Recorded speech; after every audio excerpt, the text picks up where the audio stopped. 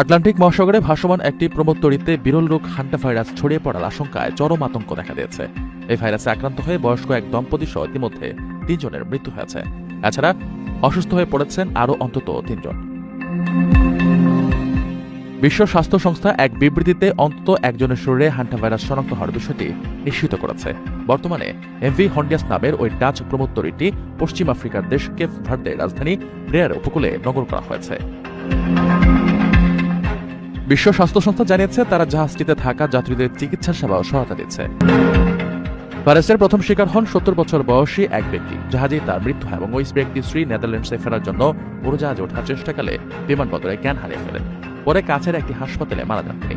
এদিকে জোহান্সবার্গের একটি হাসপাতালে আইসিইউতে চিকিৎসাধীন আছেন আরেক ব্রিটিশ নাগরিক।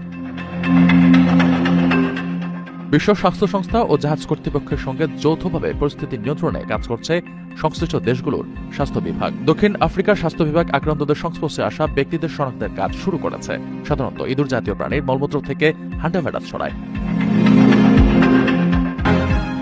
এর কোনো সুনির্দিষ্ট চিকিৎসা না থাকলেও প্রাথমিক পর্যায়ে চিকিৎসকের শরণাপন্ন হলে বেঁচে যাওয়ার সম্ভাবনা থাকে।